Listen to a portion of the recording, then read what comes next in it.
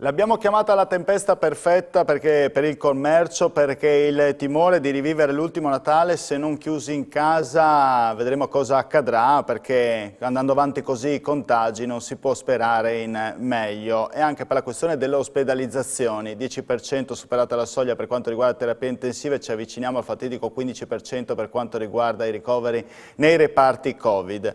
Ma non c'è solo quello che incute il temore nei commercianti, c'è anche la questione del rincaro dei prezzi, dell'inflazione. Di questo oggi ne parleremo a tutto tondo a Screenshot insieme a Giuseppe Pavan, in collegamento con noi, presidente del mandamento di Udine di Confcommercio. Buonasera Pavan. Buonasera a lei e ai telespettatori, buonasera. Allora, prima di iniziare con la questione contagi, che poi è collegato anche con la questione dei cortei, e non ci sono solo a Trieste ma anche a Udine, io volevo sapere un po' il vostro sentiment, come si suol dire, sulla questione del rincaro dei prezzi. Si parla di gas, energie, materie prime e se questo ha una ricaduta, ne abbiamo sentito parlare a iosa tra gli industriali ma anche tra i commercianti, immagino che ci sia una ricaduta. Assolutamente sì, settore a settore, come diceva bene lei prima. Allora, sul settore dell'agroalimentare a ricaduta avremo dei rincari. Già la scorsa settimana a livello nazionale si discuteva proprio di questo problema qua. La filiera agroalimentare avrà un incremento dei prezzi dovuti proprio a questo sbalzo dei costi iniziali che sono nella produzione. Quindi purtroppo ci troveremo in questo momento anche molto delicato, perché per queste cose che parleremo tra poco, purtroppo anche a far fronte a questi aumenti che non portano assolutamente a sperare bene nel seguito dei mesi prossimi, specialmente col mese di dicembre che è alle porte. Ecco, a questo proposito, derrate alimentari, io sfrutto anche un momento il suo ruolo all'interno di Udine Mercati, no? Derrate alimentari lei vedrà sicuramente se arrivano o non arrivano, sono in aumento, anche per, immagino, la questione di due dettagli che magari sono sottovalutati nell'ultimissimo periodo, però da una parte la crisi degli autotrasportatori non se ne trovano, dall'altra parte merci che magari non arrivano anche perché ci sono autotrasportatori che si rifiutano di fare il Green Pass. Questo avete notato una certa lentezza nei trasporti?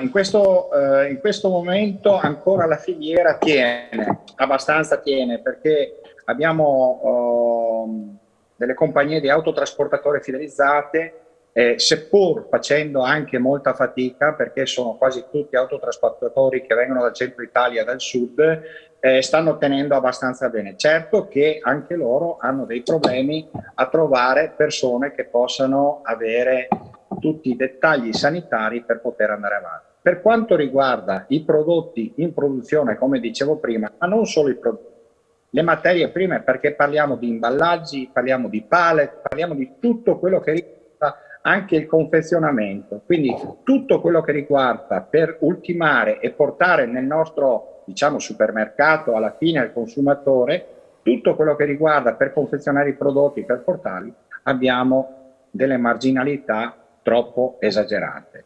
Quindi la filiera ne risente. Devo dire la verità che abbiamo fatto dei sondaggi in questa ultima settimana, il mercato dei freschi ha rallentato tantissimo. Siamo alle porte di dicembre. Le chiedevo arrancato in che senso? Se mi può spiegare meglio questo concetto. Arrancato anche perché ci sono marginalità di produttività troppo ristretti e i prezzi si stanno diventando troppo elevati? Certo, oltre troppo elevati, perché alla produzione, come diceva prima, abbiamo una sommatoria di costi che noi in Italia non ne veniamo fuori già da anni. Purtroppo con questo momento qua importante e grave nel nostro paese ci troviamo a far fronte all'ultimo prezzo, diciamo, dell'ultimo chilometro che purtroppo al consumatore ne viene a meno. Quindi assolutamente una presa di posizione su quelli che sono i consumi, ma purtroppo ci troviamo di fronte a dei problemi sostanziali che non so come potremo venirne fuori. Ripeto, questa ultima settimana su tutto il quadro nazionale e regionale anche, come consumo dei prodotti freschi, abbiamo avuto un calo circa 30%.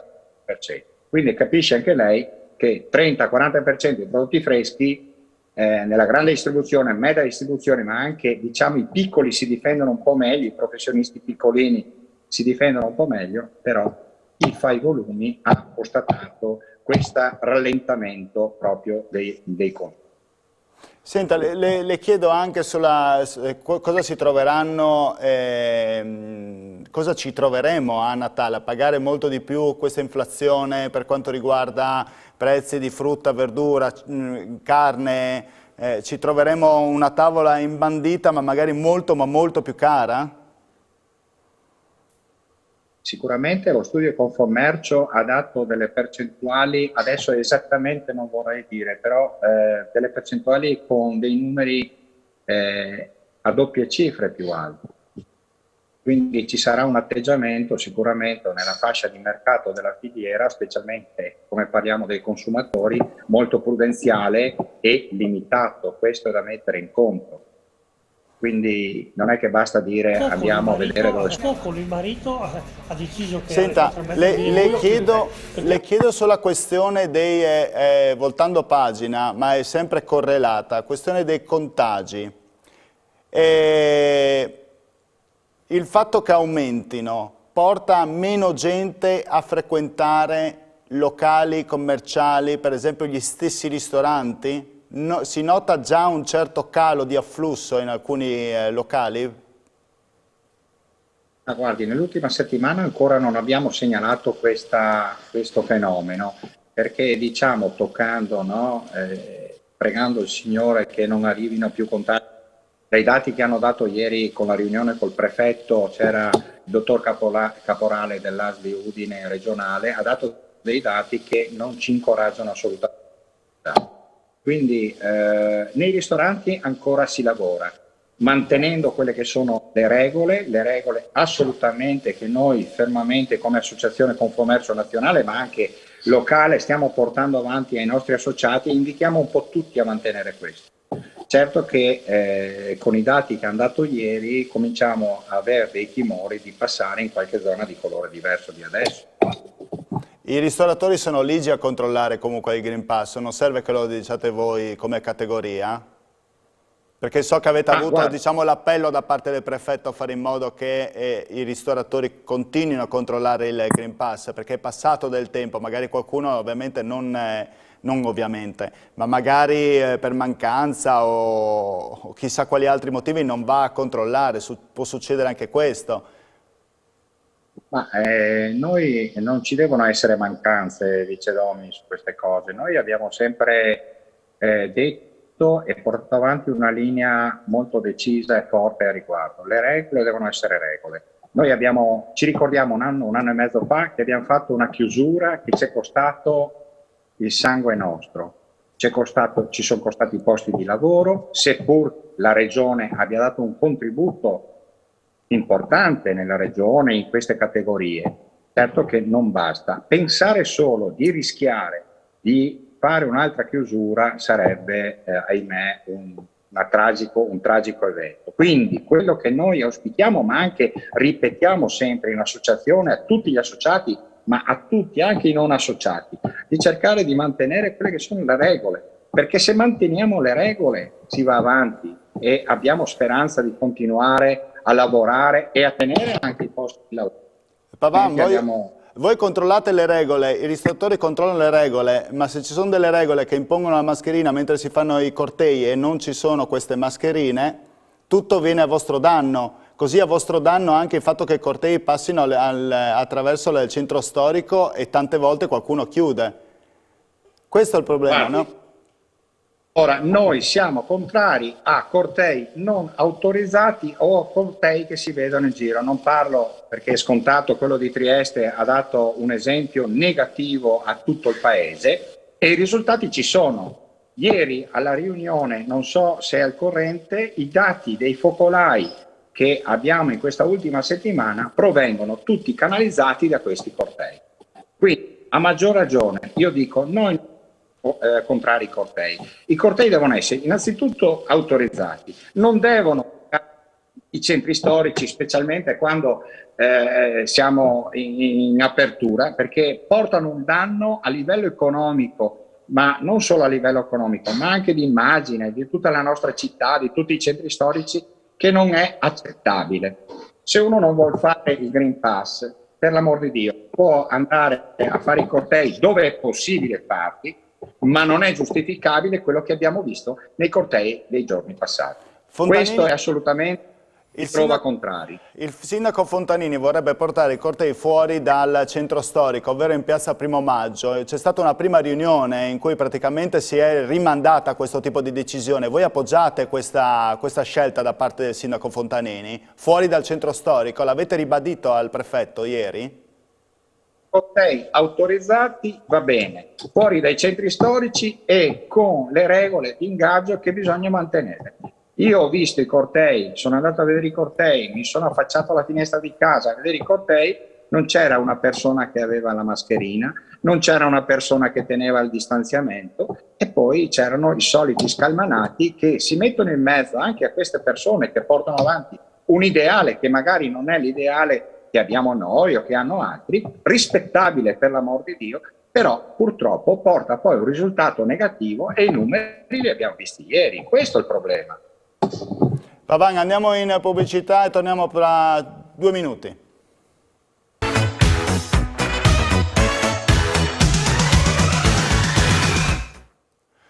Tra contagi, Green Pass, no Green Pass, cortei e anche rincaro delle materie prime, il commercio si trova ad affrontare un duro prenatale, sperando che appunto le festività non portino brutte sventure, appunto, brutte notizie.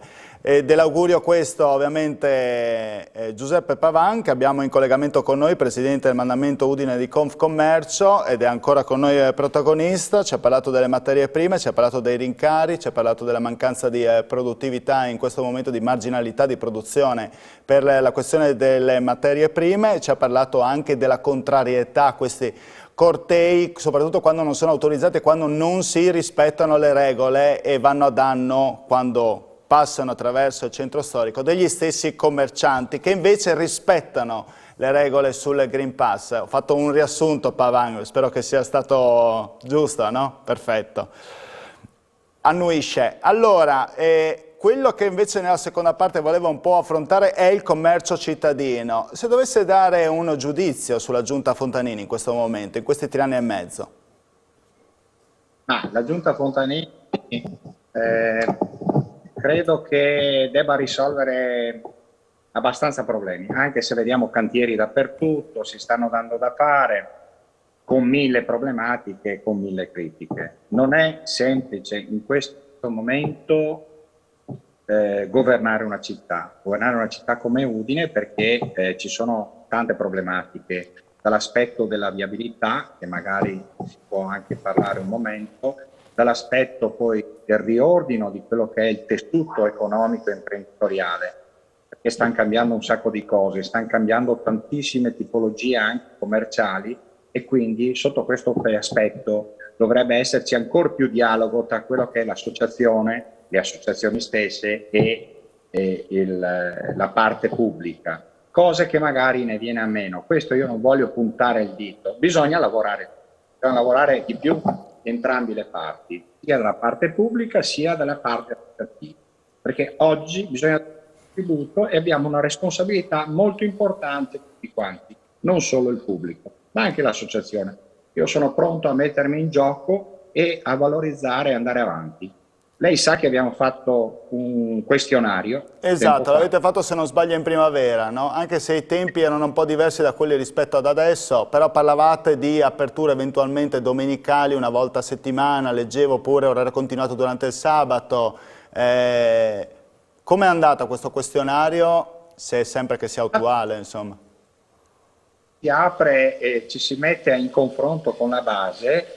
È il momento più critico ma anche più costruttivo e questo lo devo dire. Credo assolutamente che il risultato di quel questionario, adesso sono successe tantissime cose, Covid, no Covid e tante altre cose, quindi andrebbe rivisto un po', però la partecipazione deve essere deve esserci di più gente che partecipa a queste situazioni e anche magari iniziative portarle avanti. È logico che qualsiasi negoziante, qualsiasi commerciante, quando apre la seracinesca dice io ho dei costi vivi che alla fine chi me lo fa fare tenere aperto una domenica in più, stare delle ore in più in negozio e magari non fare niente. Sì. Però bisogna, e il sacrificio bisogna farlo, perché non si può raccogliere pretendendo solo portiamo le persone nella città. Adesso c'è questa mostra, io ho una grande speranza che porta tantissima gente su Udine, la stiamo pubblicizzando sicuramente anche noi come associazione, stiamo facendo delle soluzioni di biglietti, di ingressi agevolati, però la proposta ancora in questa fase iniziale non è che la vedo molto importante. Questa è una carta che gioca a nostro favore e a favore della nostra città. Quindi dobbiamo mettersi tutti in gioco e fare uno sforzetto, dico io, un po' tutti quanti.